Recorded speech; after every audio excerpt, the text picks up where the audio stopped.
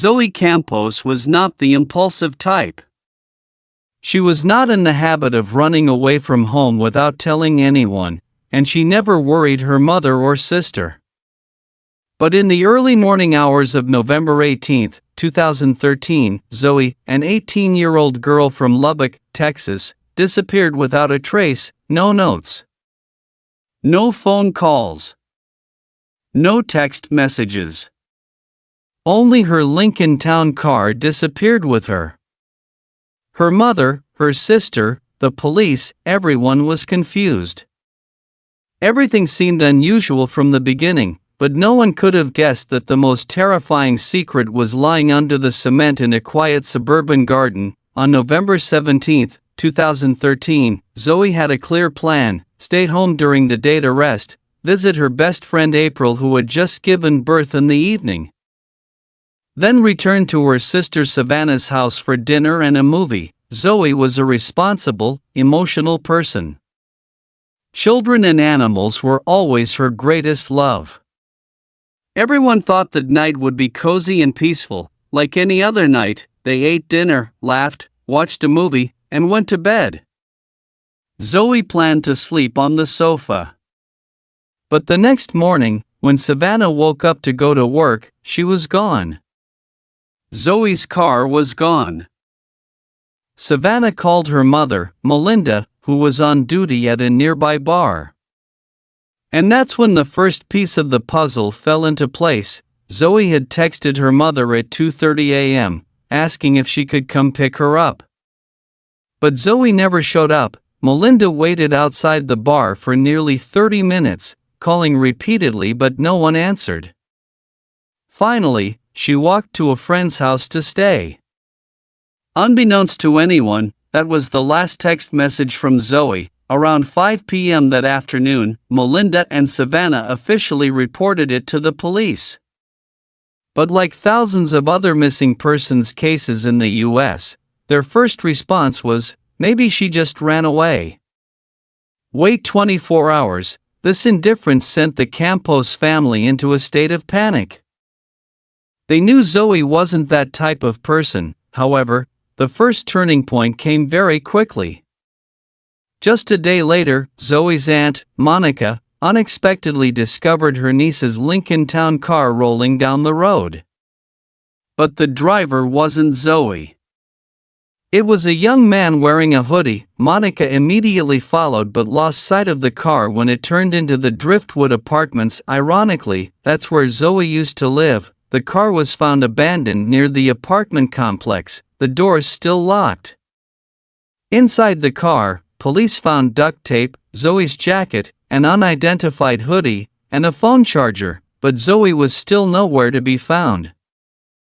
When police tracked Zoe's last cell phone signal, they found it was near Lowry Field, an area notorious for crime, prostitution, and drugs. Zoe had never been involved in anything bad. She had never drunk, smoked, or partied. So why would such a gentle girl be near the most dangerous place in the city? The question sent shivers down the family's spine. They began to think of darker scenarios. The police began to search through Zoe's contacts. They talked to Joe, her longtime boyfriend, and Jacob, the bad boy who had just broken up with Zoe after being caught cheating.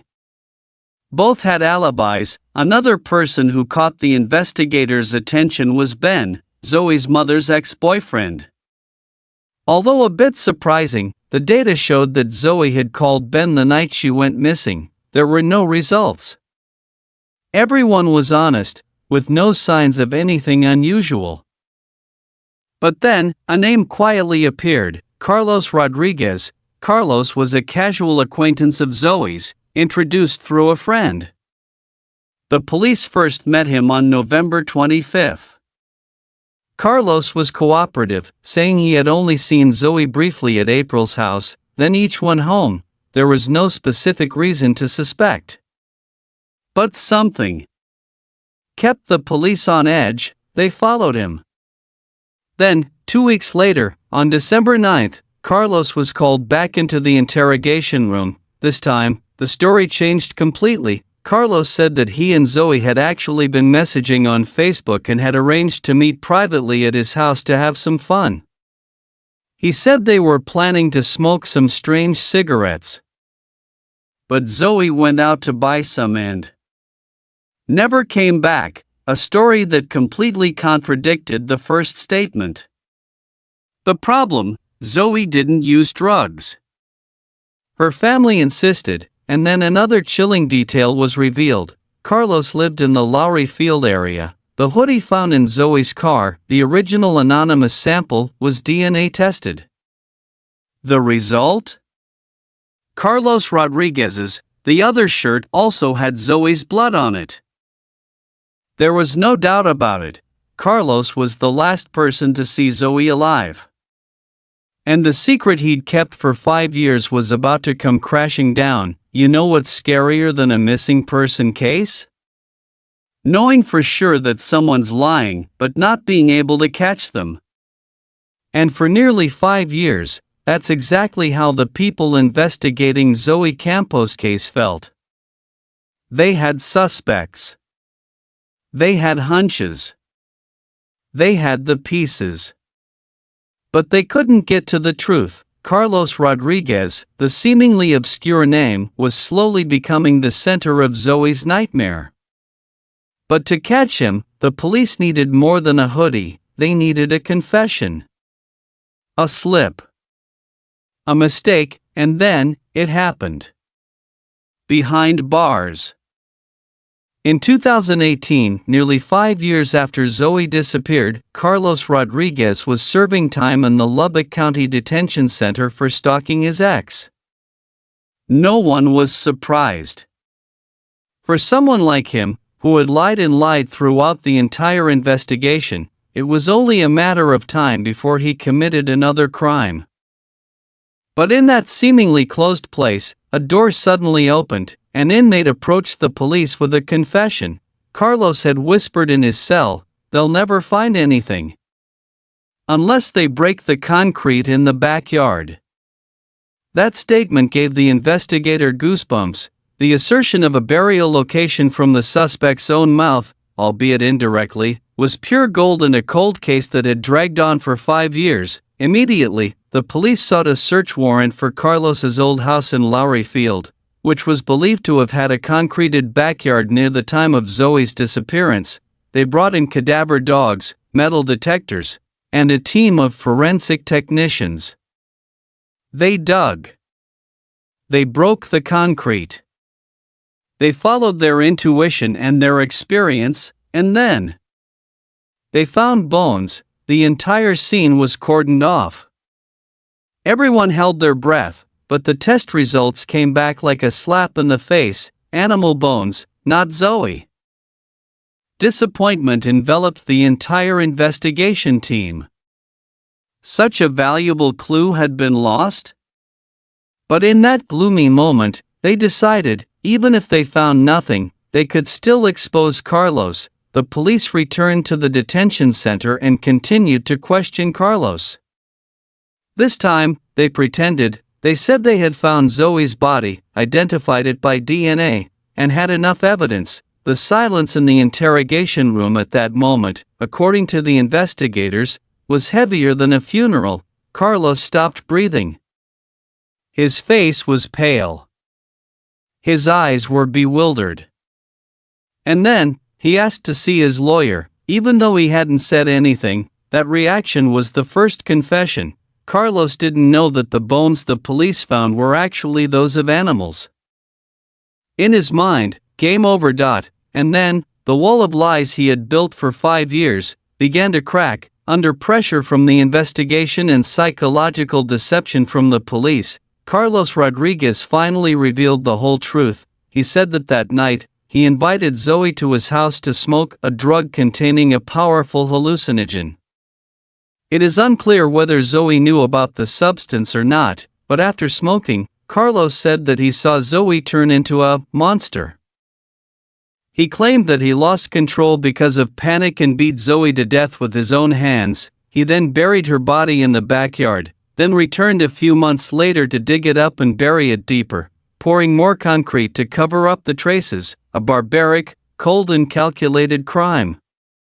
And if it weren't for that confession, Zoe's body would probably have remained under the cold ground, never to be found. With the information Carlos provided, the police returned to the house a second time.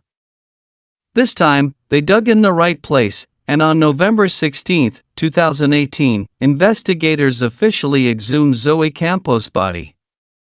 The body was identified by dental records. The entire investigation team and the Campos family collapsed in grief. 5 years of waiting. 5 years of hope.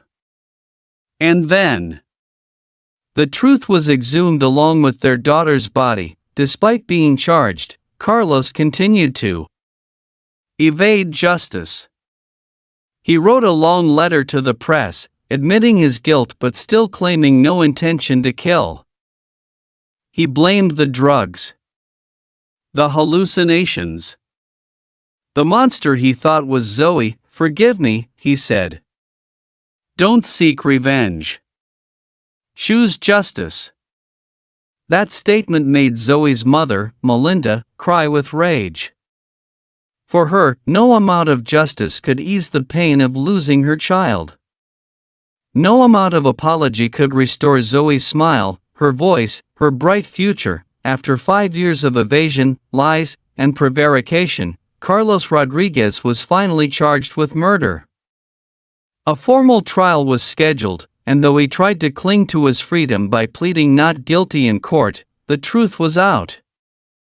The police, the prosecutor, and the Campos family knew he couldn't get away. After all that had happened, after days of endless investigation, after hopeful and disappointed exhumations, after a cold confession, the Campos family finally faced what no one wanted, arranging a funeral for Zoe. But there was one more thing they needed to face: justice, and this time, no one, not even Carlos Rodriguez, could hide.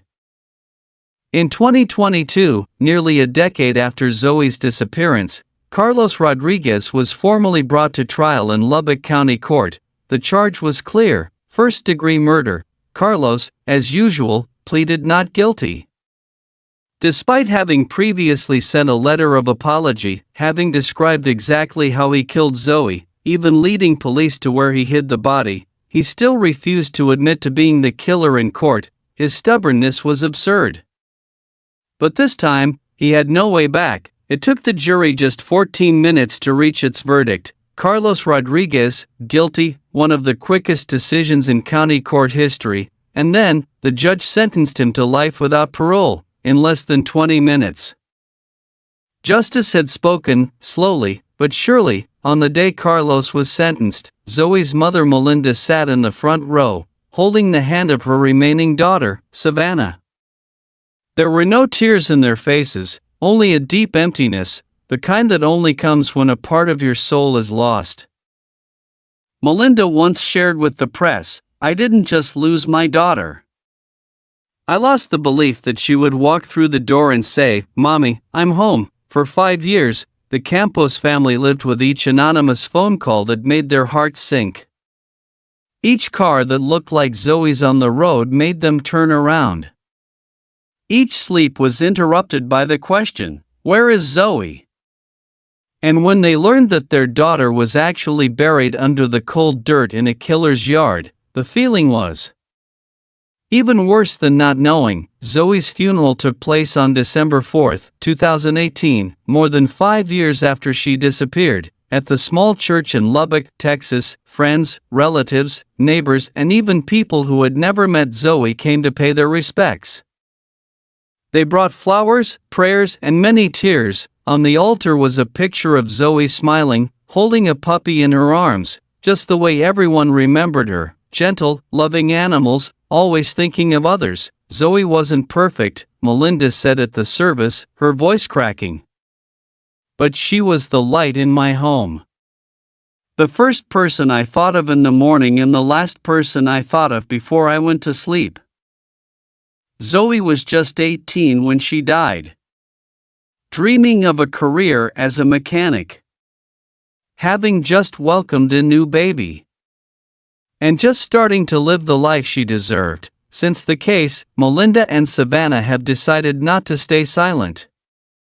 They have joined support groups for families of missing persons, appeared on television, and held community talks about issues related to violence, drugs, and missing persons. Their message was clear: we can't save Zoe, but we can save other Zoes.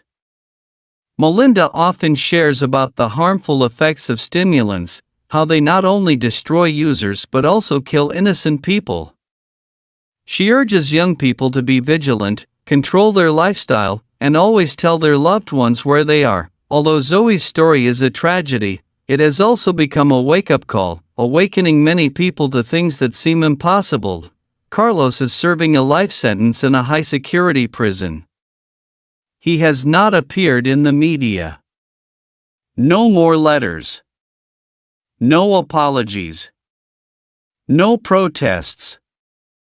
In the end, he did the right thing. He kept quiet, but Carlos' silence cannot fill the void he left behind for a family, a community, and a young girl with dreams. Zoe Campos is now a part of America's collective memory, a classic victim of betrayed innocence, misplaced trust, and the deadly effects of drugs. By the end of this story, you may feel dark, unjust, angry.